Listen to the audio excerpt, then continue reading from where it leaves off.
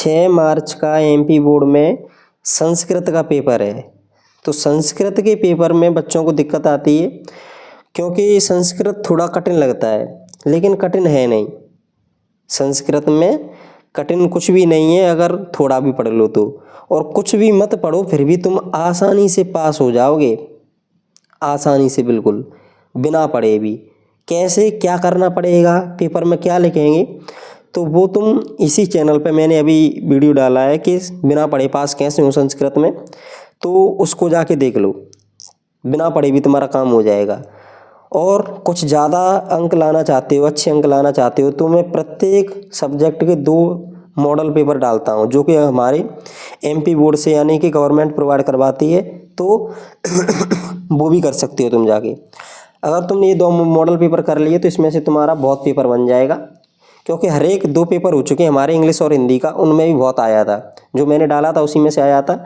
तो तुम एक मॉडल पेपर मैंने पहले डाल दिया है, एक जो मैं अब डाल रहा हूँ, उन दोनों को कर लो। और ये भी नहीं कर पा रहे तो फिर उस वीडियो को देखो जिसमें पास होने का तरीका बताया है। तो अब हम इसका सॉल्यूशन देखते हैं कि इसमें से क्या क्या आएगा और क्या क्या इसमें है। तो ये संस्कृत का मॉडल पेपर है।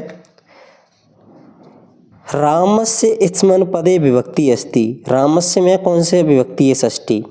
कवि शब्द से द्वितीय विभक्ति बहुवचनम् अस्ति। कवि शब्द में द्वितीय विभक्ति बहुवचन क्या होगा? कवि का होता है कवीन। आगे देखें अगर हम इसमें, तो पित्रा इत्स्मन् पदे वचनम् अस्ति। पित्रा में एक वचन होता है। षष्ठी विभक्ति वचनम रूपम लिखत है। षष्ठी विभक्ति तस्य यहाँ पर षष्ठी विभक्ति है, और पीछे से आ जाए तो उसमें षष्ठी विभक्ति लगाना। साधु भी आ जाए तृतीय विभक्ति लगाना। ये ट्रिक होती हैं। अधो लिखतेषु अव्ययम नास्ति। नास्ति आ जाए तो इसका मतलब होता है नहीं, नेगेटिव। तो इसमें अव्यय नहीं है, तो पुत्र अव्यय नहीं है, तत्र अत्र कुत्रे अव्यय है। तो ये नहीं है तो नास्ति यानी कि नहीं है, पुत्र नहीं है। पशुना अपि उदीरित अर्थ ग्रहते अस्मिन् वाक्ये अव्ययम अस्ति। ये जो वाक्य लिखा है यहाँ से लेकर यहाँ तक, इसमें अव्यय क्या है? अपि। अव्यय कैसे छांटते हैं? हमारे व्याकरण विधि की पुस्तक में अव्यय दिए हैं, तो वो अव्यय याद कर लो, तो उसमें से ही आते हैं, ज़्यादा कठिन नहीं आते।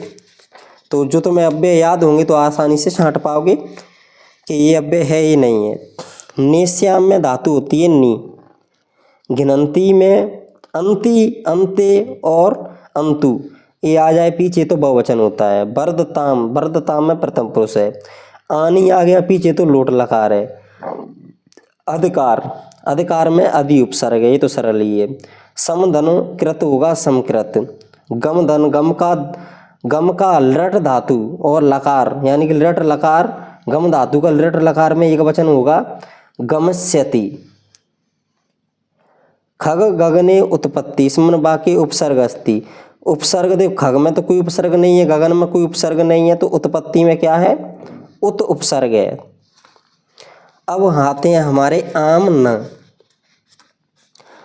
उत धन ज्वल, उत धन ज्वल क्या होता है? उज्ज्वल। तो ये सत्य हुआ, उज्ज्वल ही इसमें बता रहा है। दीर्घ संधि उदाहरण सैव।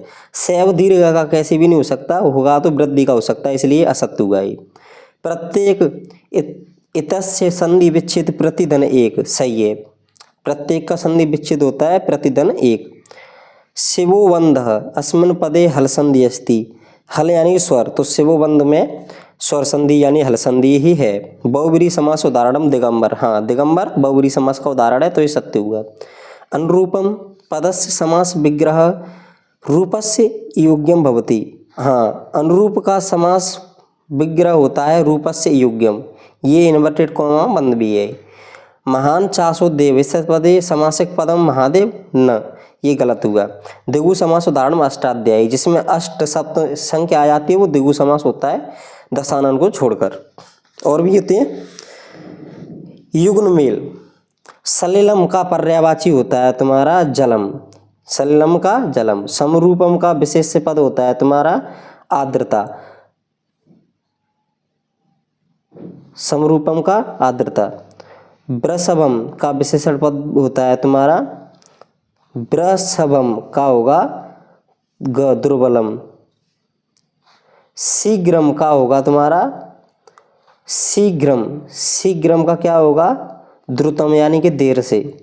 प्रसीदति का विलोम शब्द होगा प्रसीदति का प्रत्युपयी। संपन्नम का विलोम शब्द होगा तुम्हारा विपन्नम।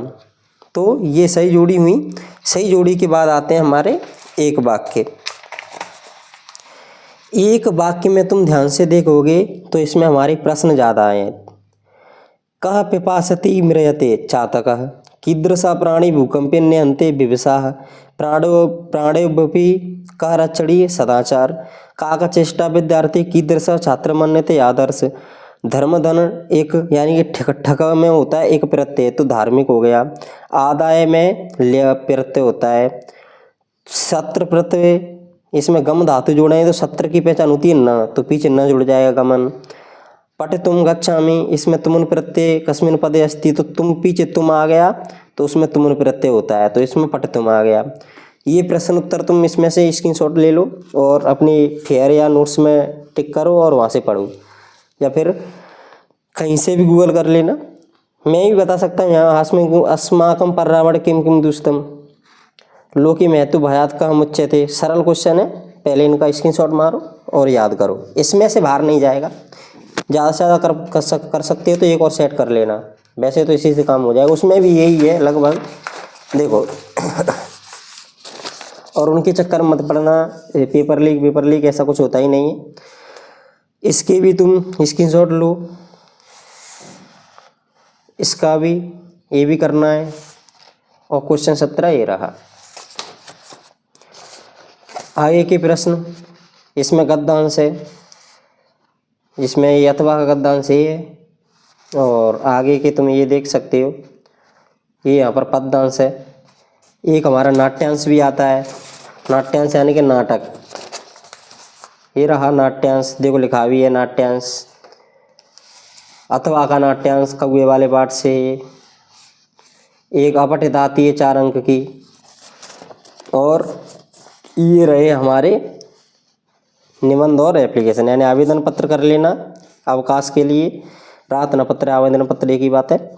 और संस्कृत भाषा का महत्व कर लेना निबंध। और कल मिलते हैं, देखते हैं क्यों नहीं आता, इसी में से आएगा। आराम से पास हो जाओ। संस्कृत ऐसा सब्जेक्ट है ही नहीं कि जिसमें फेल हो जाओ तुम।